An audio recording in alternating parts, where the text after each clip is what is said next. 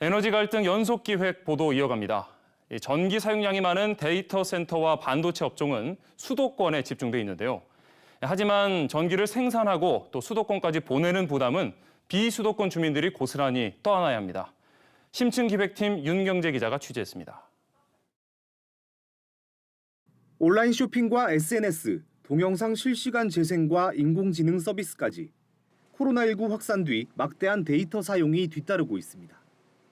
서버 컴퓨터와 네트워크 회선을 관리하는 데이터 센터가 필수입니다. 국내 데이터 센터는 2000년 53개에서 2020년 156개로 3배가량 늘었습니다. 2029년까지 새로 지어질 센터는 193곳에 이릅니다. 지난해 한국전력의 국감 자료를 보면 건립 예정인 데이터 센터 193곳이 신청한 전기 계약 용량은 14.7기가와트로 신고리 4호기급 원전 11기의 발전 용량과 맞먹습니다. 24시간 가동하는 데다 열을 식혀줄 냉방시설까지 필요하기 때문입니다. 이들 데이터 센터의 60%가량은 수도권에 있는 데다 새로 지을 센터들도 94%가 수도권에 자리 잡을 예정입니다. 수도권 쏠림 현상이 갈수록 심화하고 있는 겁니다. 가장 큰 이유는 고객이고요. 고객하고의 접근성. 그다음에 문제가 발생했을 때 즉시 이제 대처가 가능해야 되는데 AS 그 업체라든지 인력 같은 부분에서의 편의성 부분도. 반도체 공장들도 마찬가지입니다.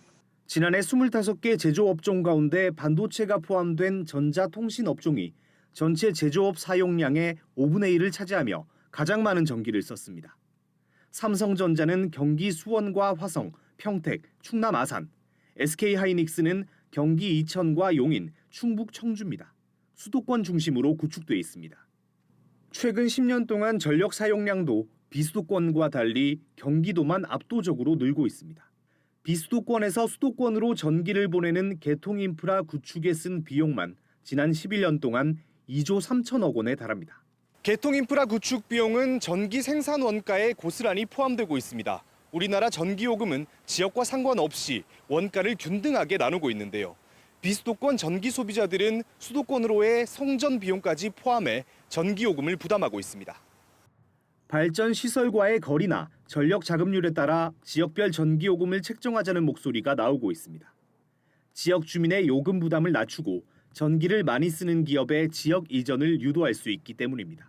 영국에서는 지역 전기를 생산하는 지역의 전기요금과 송배전 비용이 많이 들어가는 도시 지역의 전기요금과는 차별요금을 시행하고 있습니다. 따라서 전기를 많이 생산하는 지방과 농촌 지역에 전기를 많이 소비하는 그런 업체들이 입지하게 되면 많은 혜택을 볼 수 있는 것이죠.